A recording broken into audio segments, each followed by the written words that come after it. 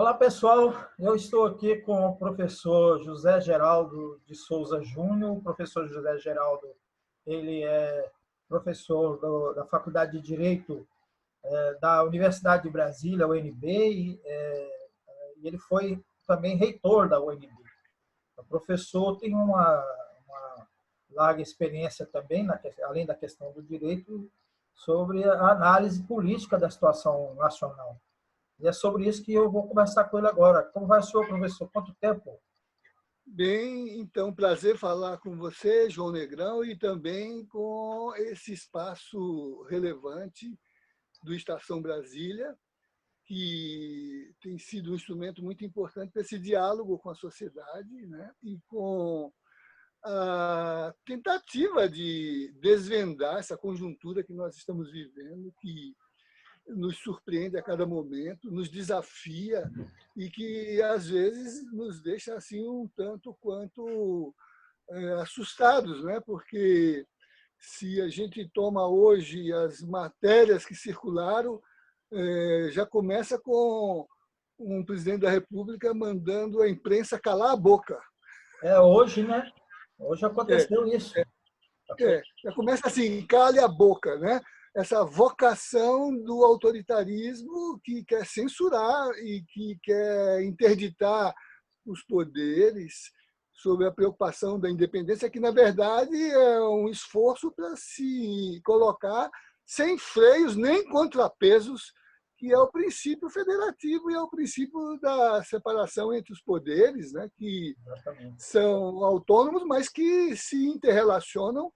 E, como dizia Montesquieu, né, le pouvoir arrête le pouvoir, o poder segura o poder, né? Porque fora desse equilíbrio é o despotismo descarado, né? Exatamente. Professor, eu acho que essa é a grande questão que está sendo colocada aí, né? Que ninguém numa democracia tem poder absoluto, né? Tem que ter os freios e contrapesos, e que os outros dois poderes exercem essa função.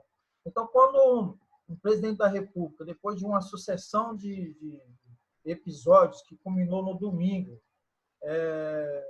apoia mais uma vez um movimento que pretende lhe dar poder absoluto e combater os outros poderes da República, o senhor avalia que a gente pode estar caminhando para um fechamento do regime, um recrudescimento e a possibilidade de que a gente tenhamos uma ditadura escancarada com Jair Bolsonaro?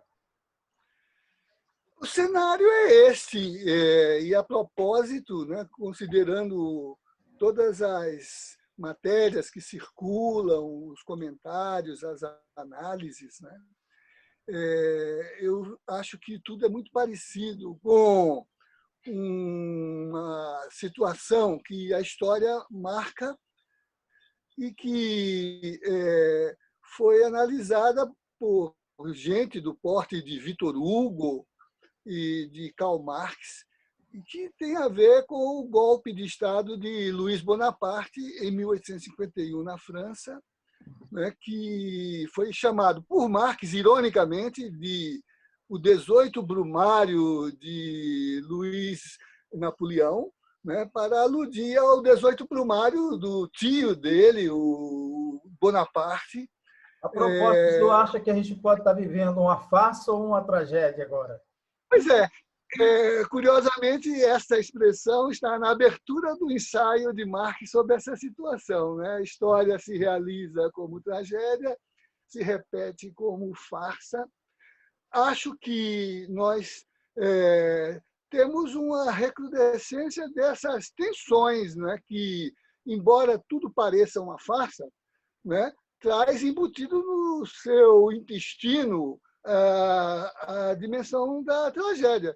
E olhe que ela já está aí colocada sob a perspectiva desse desgoverno na questão pandêmica, em que nós aí já chegamos a mais de 7.000 mortos, o que é um preço muito alto que se paga por um desgoverno, e isso é uma característica de tragédia. Quer dizer, e os sinais apontam para aprofundar essa condição, né? Essa falta de orientação, essa falta de gestão da crise, porque, embora seja burlesca a atividade do dirigente, não é burlesca as suas consequências, né? Então, é preferível pensar com Derrida os ciclos de repetição, né, que inverte, né? Ela primeiro às vezes se faz como farsa, mas depois repõe a condição da tragédia. Nós já deveríamos ter aprendido a lição da história. Exato. Em todo caso, nesse elemento comparativo, né, a repetição nossa já não é com o 18 Brumário de Luiz Bonaparte, né? É com o 2016, né? Porque ali é que se deu o Cava, lembra isso? O 18 de Brumário do Brasil, quer dizer, em 2016. Né? E agora pareceria que no intestino desse movimento, né, essa atitude singular, que me parece até aqui singular, desfocada, descolada do que há de institucionalidade, incluído as Forças Armadas, né, parece ser o movimento do presidente da República. Muito parecido com o 1851, que também a falta de vínculo com as instituições levou o candidato a ditador, na ocasião, a se juntar com o lumpen, com a ralé, com aquilo que Vitor Hugo, no seu livro A História de um Crime, chama de farsa, para dizer que lá com Napoleão, como César, ele atravessou o Rubicon. Aqui, com os insurrectos de 1851, o Napoleão Pequeno saltou sobre um esgoto. Professor, o senhor mencionou as Forças Armadas. O senhor acredita que as Forças Armadas vai apoiar mesmo uma aventura, uma loucura, na verdade, do Jair Bolsonaro? Você acha que apoiaria ou ele se apoiaria? Porque existe previsões de que há uma mobilização da milícia agora, inclusive com esse chamado Grupo 300, né? E a mobilização das forças auxiliares nos estados. O senhor acha que pode se repetir aí já que a gente está falando, né, recorrendo à história, então vamos lá na Alemanha hitlerista, que a SA e a SS se confrontaram e Hitler enquadrou as Forças Armadas justamente com as suas milícias? O senhor acha que pode se repetir esse quadro também aqui no Brasil? Não se pode descuidar dessa possibilidade. De um lado, você tem que não há apoio atual das Forças Armadas e das demais instituições. Por exemplo, senão não se estaria necessitando buscar milícias e a ralé, né? Essas formas de agregação, né, dessa gente sem concepção de sociedade, essa gente que é mobilizada por impulsos de seguir um condutor, seguir um dirigente.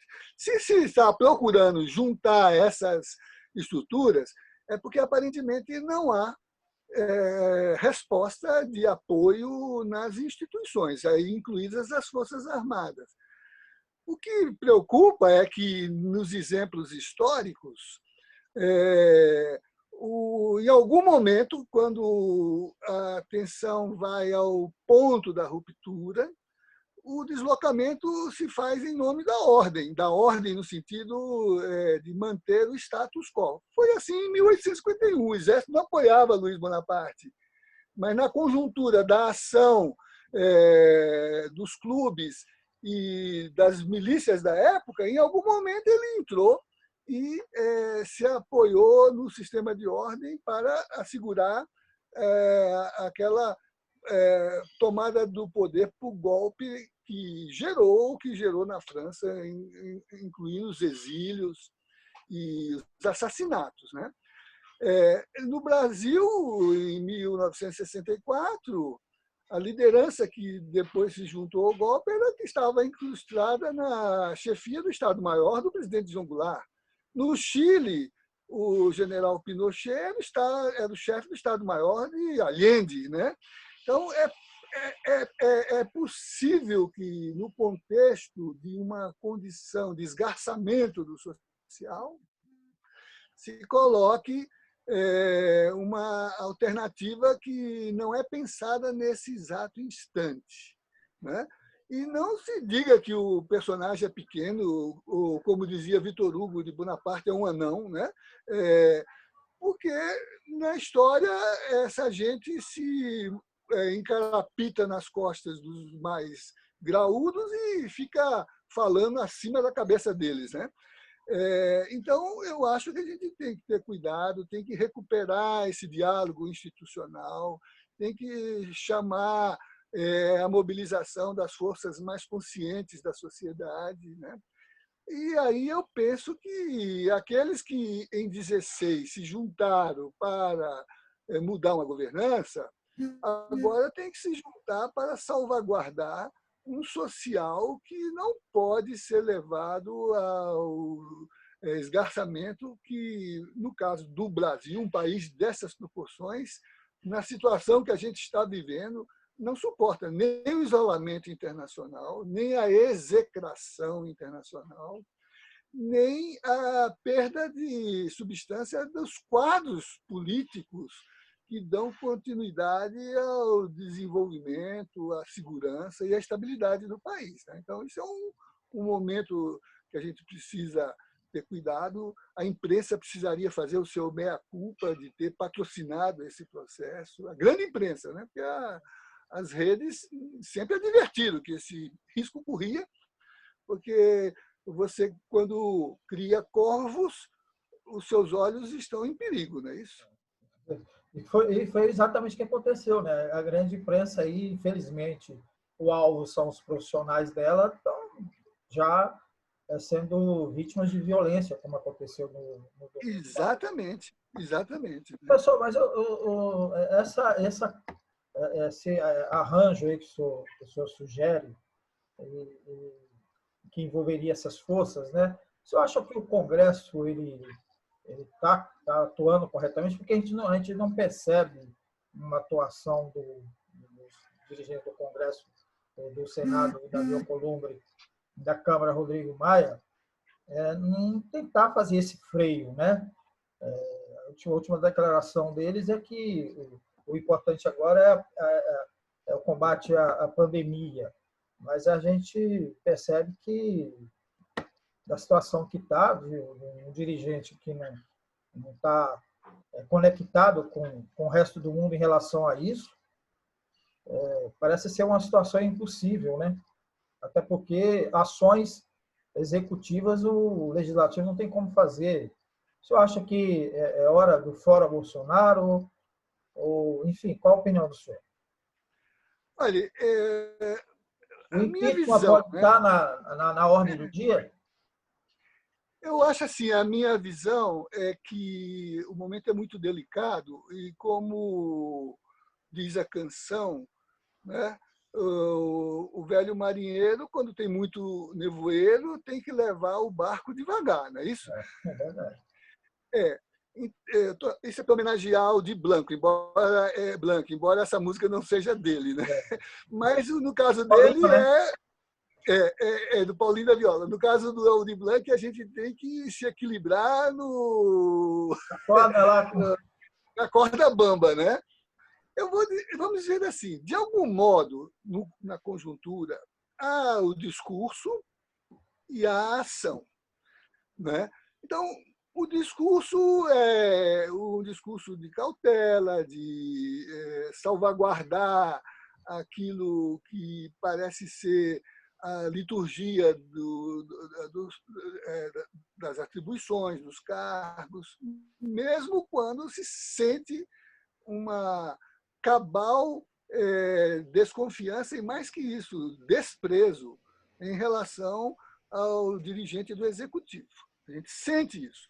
Mas, do ponto de vista das instituições, a gente observa movimentos de concertação em torno de uma estratégia de governança. Por exemplo, no tocante às ações que vinham em curso, derivadas da agenda de 2016, que é a agenda neoliberal, né?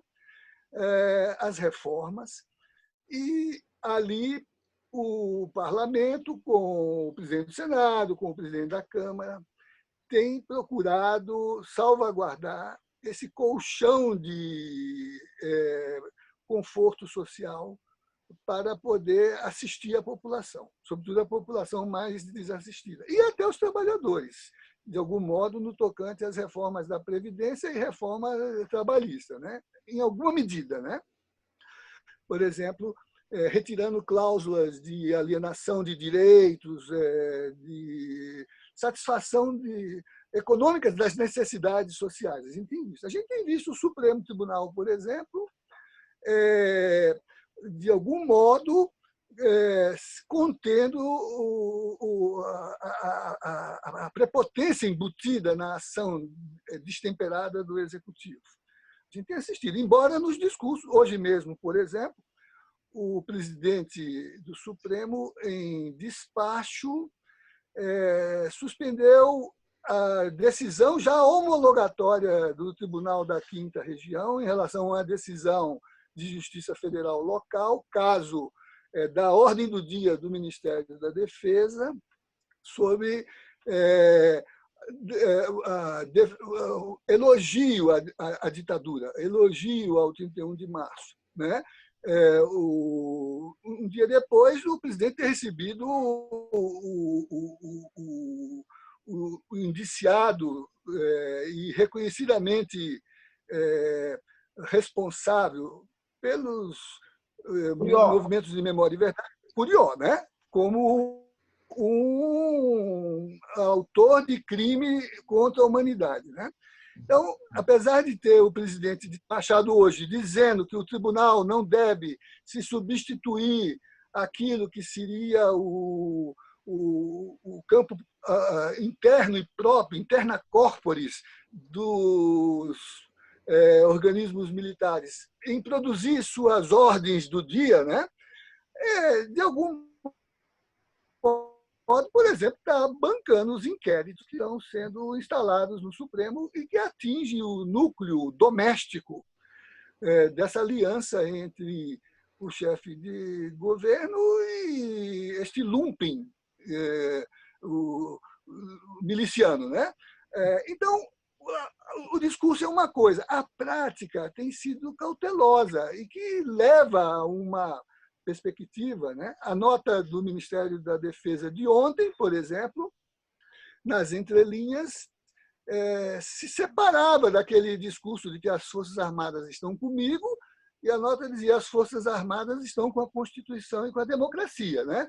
E não se tolera agressão à liberdade de imprensa.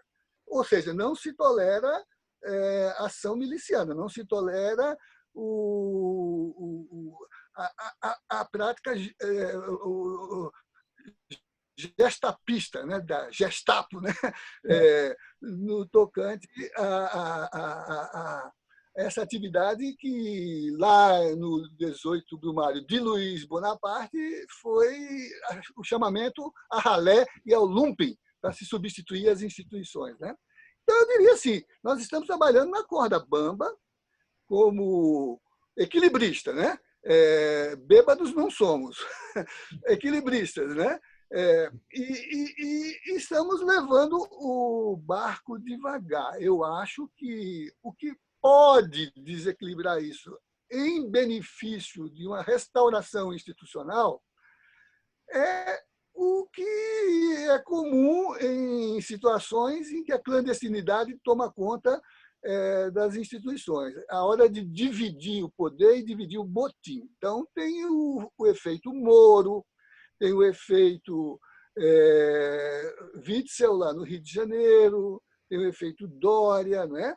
E tem essa costura notável que está sendo feita pelos governadores do Brasil, que estão construindo uma... Exatamente, mas que já está associando a isso os que têm projeto mais para o país, que é o caso, por exemplo, do Dória, do PSDB. Leia-se PSDB, né? No 1º de maio, por exemplo, a gente viu, né? Com ausência completa de órgãos do governo, os ex-presidentes de diferentes visões de país, né? Dizendo que o momento é de criar uma frente ampla. E a gente viu, por exemplo, a Globo colocar lá na mesa redonda, embora hoje, toda vez que se discuta qualquer coisa nesse sentido, as vozes são sempre dos partidos da ordem, nunca dos partidos de oposição, né?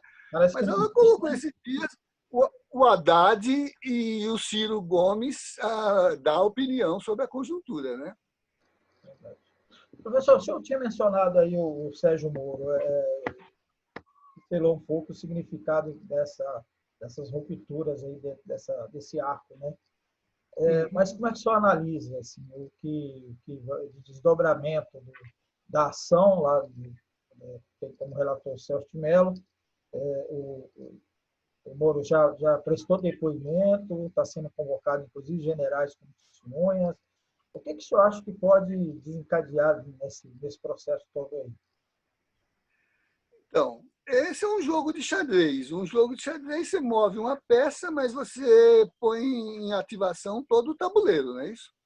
E, de repente, pode definir o jogo, o movimento de um peão, de uma torre, de uma cavalaria, né, da igreja ou da corte, né? Você não sabe qual a peça que vai definir o cheque e o checkmate, não é isso? O checkmate, eu acho que nós não estamos perto ainda não. Mas então, nesse efeito Moro, né? É uma espécie de tiroteio quando se está dividindo o poder, não é isso? Então, tem o horizonte de 2022. Tem o horizonte das opções atuais. Por exemplo, a Globo já endeusou o Moro. Boaventura de Sousa Santos diz que ele é o candidato do establishment americano. Todo aquele empenho de formá-lo é para cobrar agora um papel que represente uma dominação por um aliado, por uma cria do establishment, né? O serviço prestado como juiz de quebrar a infraestrutura do país foi resultado dessa primeira formação e agora para orientar o posicionamento do país nessa aliança globalizada, né? Então, mas o efeito Moro nesse contexto, por exemplo, pode ativar o quadro de deterioração desse grupo que se encastelou no Planalto, né? E que tem flanco, que o Moro pediu agora que o Supremo autorize quebrar o sigilo do depoimento para expor o depoimento. Quer dizer, é uma aliança complicada. 1 ano e meio de governo gravando o chefe. O senhor, como jurista, só considera que isso foi um crime? Claro, tanto que assinei a denúncia à Comissão de Ética Pública com outros colegas do mundo do direito, Aquela denúncia foi mostrando a violação dos fundamentos éticos, do Código de Conduta da alta administração, da improbidade, e pedindo o exame do desvio ético na comissão, mas também que se remetesse ao Ministério Público os elementos da denúncia, porque ali havia embutida na nossa denúncia uma notícia criminis, né? Que vai da improbidade à prevaricação, né? 1 ano e meio de gravações trazidas agora como prova e mantidas discretamente transforma o cúmplice em delator premiado, não é isso? Então, é um efeito. Aí é a questão, né? Eu acho que na cúpula mobilizações têm que ser no sentido de uma concertação de salvaguarda, de defesa, de salvação pública, salvação nacional, mas entre nós, os formadores de opinião, os intelectuais, os juristas, os jornalistas, nós devemos manter a nossa capacidade de leitura a contrapelo da nossa história corrente, né? E trabalhar a indicação de que ninguém se salva nesse processo. Por exemplo, nem se salva Bolsonaro, porque é evidente a sua delinquência, nem se salva Moro, porque é também evidente o que a gente já vem dizendo há anos, desde o processo da Lava Jato, não é isso? Que tem essa característica de improbidade e de prevaricação, de desvio funcional, né? De quebra do princípio da imparcialidade do juiz, né? Então, eu acho que esse é o nosso papel, de fazer a crítica aguda, a leitura a contrapelo da história, né? Escovar a história a contrapelo aí, para mostrar que, quando se trabalhe as alianças, né, um mínimo de protocolo ético-político tem que ser estabelecido, né? Atualmente, por exemplo, eu olho assim esses movimentos da presidência como movimentos erráticos e de esperneamento, né? Se juntar ao Centrão, se juntar com o Lumping, gritar na linha de arreganhar as presas, os dentes, não é sinal de avanço, é sinal de que está sufocado, que está ameaçado, né? Até um gambá grosna quando ele é encurralado. Até um gambá grosna, né?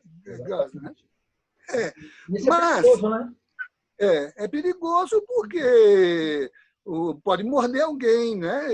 E, no caso, o preço que a gente está pagando é muito alto, porque tem violência já difundida, né? Aquela cena na frente do palácio dos enfermeiros e das enfermeiras, né? Confrontados por uma voz que é repercussão desse modo de pensar. E agora se descobre que esse sujeito que teve esse papel, que o Conselho está processando, mas é funcionário do Ministério dos Direitos Humanos. Ou seja, está no governo, né? Então, essa coisa toda, quando se externar, né? E no bojo dela tem toda essa contravenção, porque parece contravenção, né? Rachadinha, o sistema de proteção, organização criminosa, né? Isso tudo mostra assim, delinquência, contravenção, né? Quando isso tudo vier à tona, mesmo a classe média, que é um pouco hipócrita, e quem diz isso é o Papa, né? Se der conta disso, né, vai acontecer o que aconteceu na história. O povo que beijava o chão que o czar pisava, no dia seguinte cuspia na tumba dele, não é isso? Professor, muito boa a entrevista com o senhor, como sempre, né? Vamos pensar em retomar o nosso projeto lá das entrevistas. Eu retorno para Brasília assim que acabar o período, e aí vamos retomar essa. Você está no Mato Grosso, é? Estou no Mato Grosso. Vim fazer um trabalho aqui e fui pego no meio da pandemia. E aí agora... mas agora, essa condição, né, está nos criando o filósofo francês Paul Virilio falava do espaço crítico, né? E o Boaventura fala do problema da internet como uma comunidade de solidão. A gente, com a pandemia, está criando esse espaço crítico nas nuvens, na rede, e uma comunidade solidária, né? O que eu estou participando de lives, né? A nossa conversa de Justiça e Paz da Comissão Justiça e Paz, que era feita às segundas-feiras no auditório da Cúria, ontem, pela primeira vez, foi feita no formato de live, né? Live, né?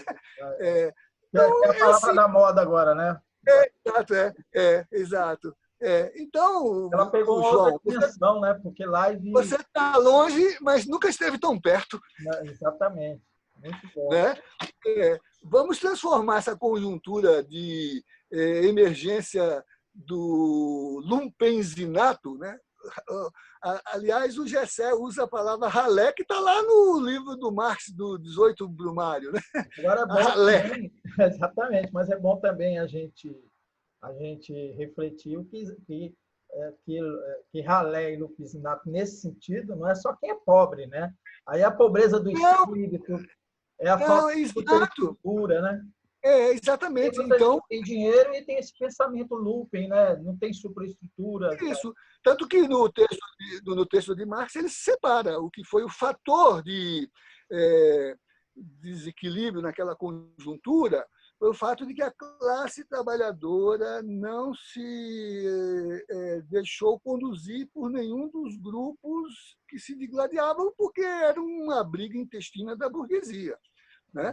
E, entre eles, se valeram dos seus instrumentos. Um deles foi requisitar a ralé.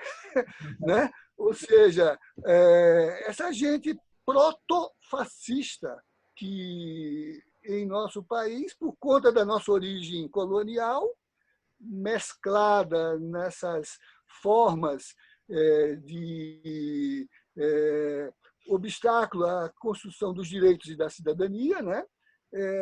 Estão presentes no racismo, no machismo, ou patriarcalismo, se quisermos, né? E no domínio de classe, propriamente, né? Como nos mostram os nossos intérpretes, Victor Nunes Leal, Raimundo Faoro, Sérgio Buarque de Holanda, Darcy Ribeiro, né? Nas suas obras, Euclides da Cunha, um oficial do Exército, não é isso? Euclides da Cunha, um oficial do Exército. Exatamente, né? Euclides da Cunha é oficial do Exército. Por falar em oficial de Exército, eu estou em Mato Grosso, terra de Marechal Rondon, que foi então, exato, um oficial do Exército. Morrer, se preciso for, matar nunca. Orientando como devia ser a proteção aos indígenas, muito diferente do que agora se faz, sacrificando os indígenas à gula, à ganância da expansão mineradora e agronegociante. Né? Morrer, se preciso for, matar nunca. É a expressão do Marechal Rondon, um humanista, né? Quando o Exército tinha escola, tinha a sua convicção na concepção do positivismo emergente, Benjamin Constant, né? E que gerou os principais quadros da construção da República, a direita e a esquerda, né? A direita e a esquerda, né? Não nos esqueçamos que haviam duas colunas, não é isso? Miguel Pereira para um lado e Carlos Prestes para o outro, não é isso? Mas com orientação, com escola, com compromisso, com preocupação com o país, ciosos da nacionalidade, né? E não entreguistas, e não portadores de bandeira que não seja do Brasil, e que também não seja dos Estados Unidos ou a de Israel, não é isso? Porque as fotos do feriado era a bandeira do Brasil de pano de chão e fazendo sombra à figura presidencial, a bandeira americana e a bandeira de Israel, não é isso? Exatamente.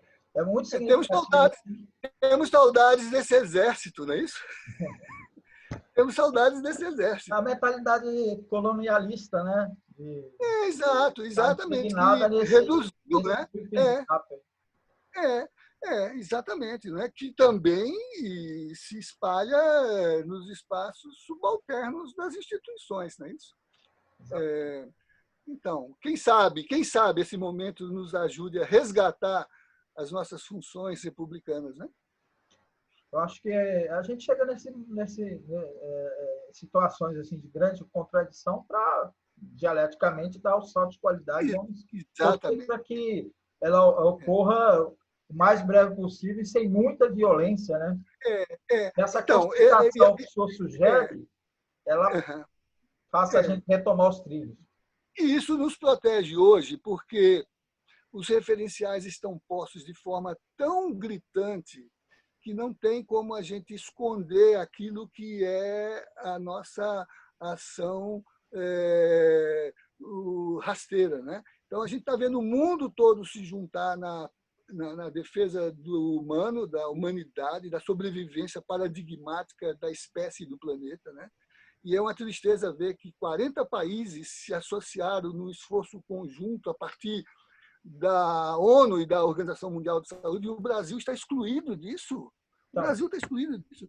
Um país com esse cabedal que nós temos de alta pesquisa nesse campo, Fiocruz, Embrapa, ITA,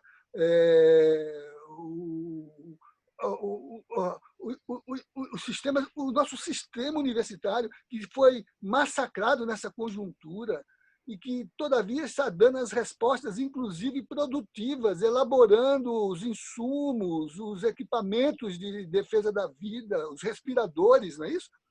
Embora ainda os dirigentes não se escondam nos subterfúgios de lei de licitação para favorecer, né, o interesse de seus parceiros, seja para produzir medicamentos, como é o nome desse remédio aí que o presidente mostra todo dia como um garoto propaganda. Cloroquina, né? Isso. Que vai ver de quem é o laboratório, vai ver de quem é ou esses outros instrumentos importados aí a preço de ouro, quando a gente tem as universidades produzindo, tem as costureiras fabricando, e a oportunidade de resgatar a produção familiar, a produção doméstica, a produção de vizinho. Quem está dando lição nisso é a sociedade civil, mesmo nas comunidades, organizando, como, por exemplo, em Paraisópolis, agora, que a comunidade se organiza para construir a responsabilidade social na proteção do conjunto, né? Destacando a vigilância sanitária nos becos, nas praças, nos logradouros, com o apoio do seu pessoal mais qualificado, médicos, enfermeiros, né? A sociedade está dando essa lição, né? E a gente tem no mundo outros horizontes paradigmáticos, como, por exemplo, o Papa Francisco, lembrando, inclusive, a importância de ter um salário universal, de não descuidar da teologia dos 3 T's, terra, trabalho e teto, nenhum trabalhador sem direitos, né? Numa teologia de emancipação e não de prosperidade, não é isso? A teologia da prosperidade é aquela que serve à ganância e ao financiamento da banca, né? Temos exemplo sem a solidariedade, né, que é importante. Sem a solidariedade, né? Por isso que o Papa, na Evangelii Gaudium, disse que é preciso resgatar a política no seu sentido mais sublime, a expressão da solidariedade e da caridade. Está lá na Evangelii Gaudium, né? Evangelizar com alegria. Exatamente. Professor, muito obrigado pela entrevista. Foi sensacional conversar com o senhor, como sempre. E a gente vai ver se a gente vai se falando aí pelo menos uma vez por semana, para colocar a estamos às ordens aí, né? Depois eu vou pegar o material que você editar, colocar na página do Direito Achado na Rua, né? E obrigado por ter acolhido hoje o texto da Caterine Coutinho, né? Sensacional. Faz mestrado conosco aqui, um belíssimo texto, né? Está circulando bastante, né? Isso, e mostrando que a gente ainda pode achar direito na rua, não é isso? Com certeza. Vamos falar do direito na rua. Isso, vamos, João. Certo, João. Até lá, né? Compartilhar aqui no site aqui, que eu edito também aqui de Mato Grosso, que aí vamos propagar mais essa questão do direito na rua aqui é sensacional. Pessoal, muito Tá obrigado. bom, meu caro. Um abraço, João. Um abração, senhor. Espera aí que eu tenho que...